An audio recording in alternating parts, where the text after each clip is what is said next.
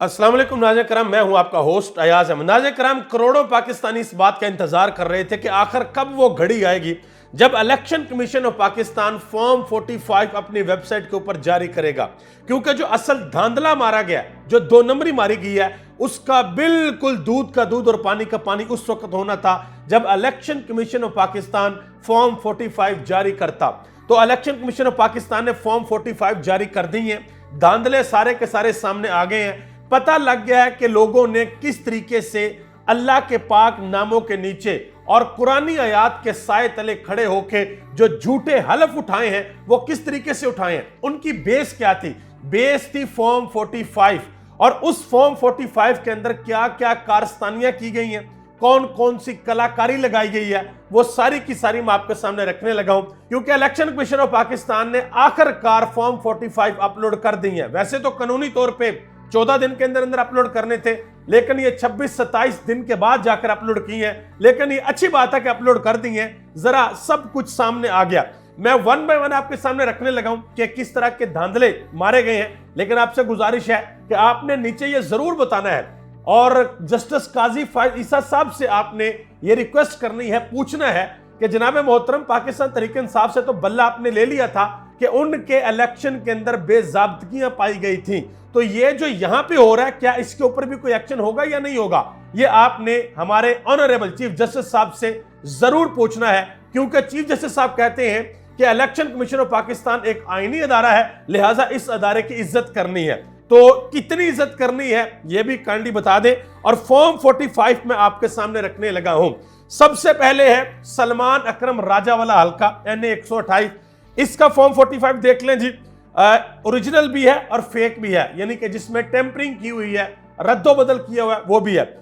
Original में अगर आप देखें तो ओन चौधरी के वोट हैं 173, और उसको फिर चेंज किया हुआ है 173 को 973 कर दिया हुआ। आप यकीन करें, किसी छोटे से बच्चे के सामने आप रखें ना, तो वो भी आपको बता देगा कि भाई ये तो बाद में चेंज किया हुआ है। और मैं आपको एक और मजे की बात बताऊं, आपको याद होगा कि बचपन में कभी कभार हम ऐसा किया करते थे कि जब कभी क्लास के अंदर टीचर ने टेस्ट लेना तो हम फेल हो जाया करते थे। हमारे नंबर आते थे 0-0, यानी कि 10 में से 0-0। तो जो जरा होशियार बच्चे होते थे, जिनको ये लगता था कि हमारे वालिदैन को कहां समझ आनी है, वो 0-0 की साइड पे 1 लगा लेते थे और घर जाके बड़ी खुशी से बताते थे कि मेरे 10 में से 100 नंबर आए हैं, मैं फेल नहीं हुआ, मैं पास हो गया। और फिर बाद में अम्मी अब्बा से अच्छी खासी लिटर प्लेट भी हुआ करती थी। तो ये वो काम हुए हैं। आगे आ जाए, दूसरी मिसाल, ये कैसरा इलाही वाला हल्का जी। जो ओरिजिनल फॉर्म 45 है, उसमें कैसरा इलाही को वोट मिले हैं 584, 584, और इलेक्शन कमीशन ऑफ पाकिस्तान ने जो फॉर्म अपलोड किया है उसमें 584 को खत्म करके कर दिया गया है सिर्फ 84। जो 5 लिखा हुआ था उसको 0 बना दिया। वैसे तो 0 के अंदर कभी भी कोई लाइन वगैरह नहीं होती, लेकिन ये एक नया 0 इंट्रोड्यूस हुआ है जिसके अंदर भी लाइन है, यानी कि वो 8 लग रहा है वैसे देखने में। तो ये एक शाहकार है, जबरदस्त किस्म का शाहकार। मैंने शुरू में आपको बताया ना कि बड़ी बड़ी कलाकारियां हुई हैं, ऐसी ऐसी हुई हैं कि आप लोग हैरान परेशान रह जाएंगे। आगे आ जाए जी, ये NA 128 वही सलमान अकरम राजा वाला हल्का है। इसमेमें आप देख सकते हैं, इसमें जो कारस्तानी लगाई गई है वो भी आपके सामने है। सलमान अकरम राजा को जो वोट मिले हैं वो वोट मिले हैं 361, और ओन चौधरी को वोट मिले हैं 93। अब यहां पर क्या किया गया है, यहां पर ओन चौधरी के 93 के पीछे 4 लगा दिया गया है, 493 उसको कर दिया गया है। तो यह भी एक जबरदस्त किस्म की कलाकारी है। अब इसका इंपैक्ट क्या होगा और ये कहां कहां पर चैलेंज होंगे, और पाकिस्तान तहरीक इंसाफ कितना वक्त डाल सकती है इनको, ये सारी चीजें मैं आपके सामने रखने के लिए जा रहा हूं, और कहां कहां पर ये चीजें डिस्कस हो रही हैं ये भी बताने के लिए जा रहा हूं। एक दो मिसालें और हैं, वो भी जरा देख लें।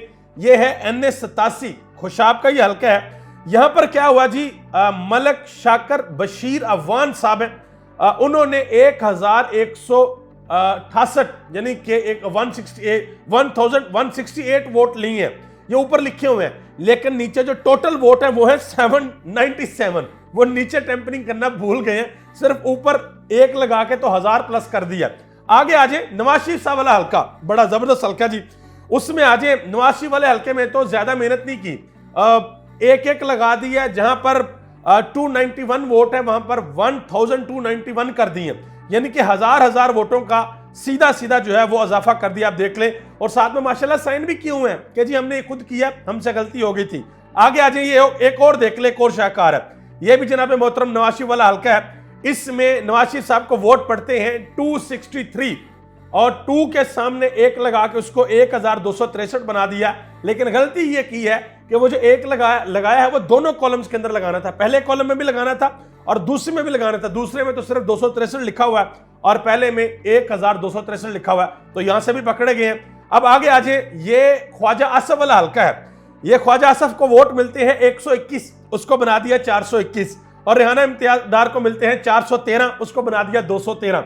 और ख्वाजा आसफ से सवाल किया मोहम्मद मालिक ने शो के अंदर कि क्या आप हल्फन ये कसम खाते हैं कि जी आप जीते हुए हैं? तो वो कहते हैं जी फिर 2018 के इलेक्शन की भी कसम खाएं। अपना नहीं बताना जनाब मोहतरम, 2018 में भी आप ऐसे जीते थे, अब भी आप ऐसे जीते। आप अपना बताएं कि आप क्या ठीक जीते हैं। आपने अल्लाह के नामों के नीचे, कुरान आयात के नीचे जो हलफ उठाया वो आपने ठीक उठाया।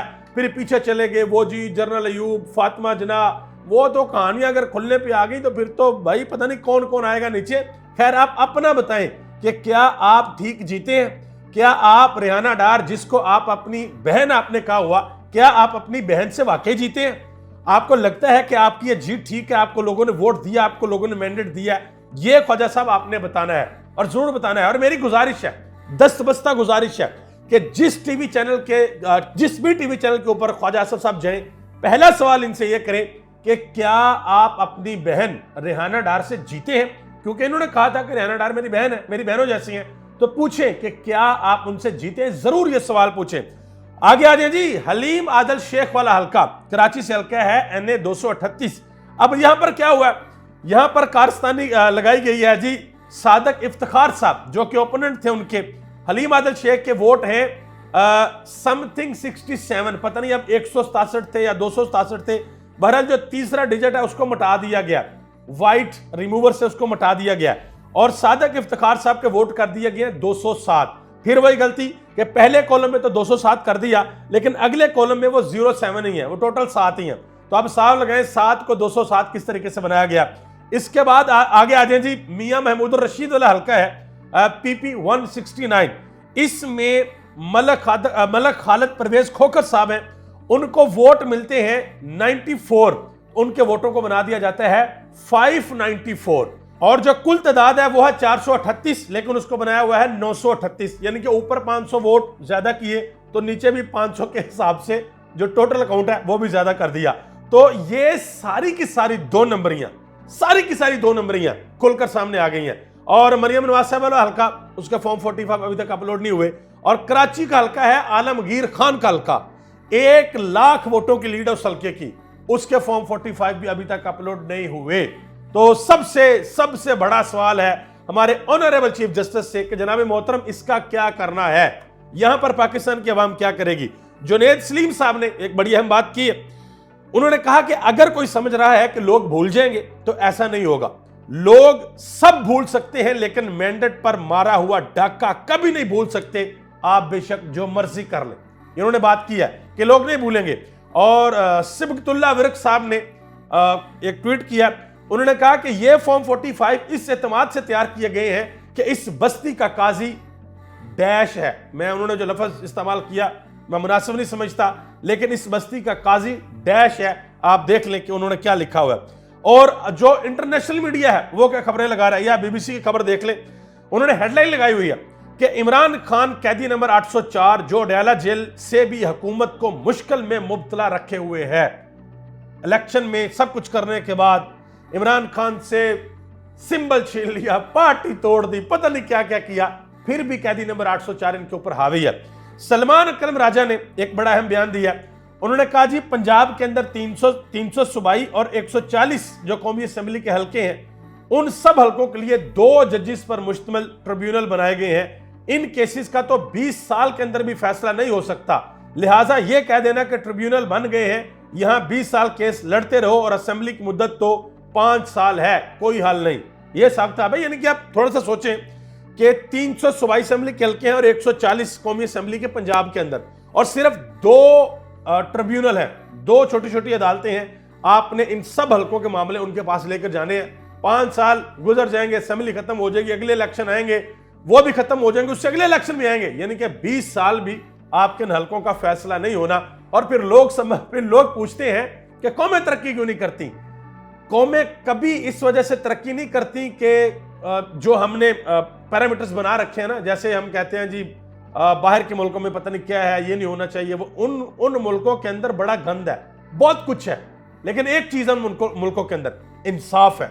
और वो लोग ऊपर चले गए हैं, वो झूठे को झूठा कहते हैं, सच्चे को सच्चा कहते हैं, जो मजलूम होता है उसके साथ खड़े होते हैं, जो जालिम होते हैं उसके खिलाफ खड़े हो जाते हैं। और यहां पे हम ये समझते हैं कि भाई ये सारा कुछ करने से मुल्क तरक्की कर जाएंगे, कभी तरक्की नहीं करते।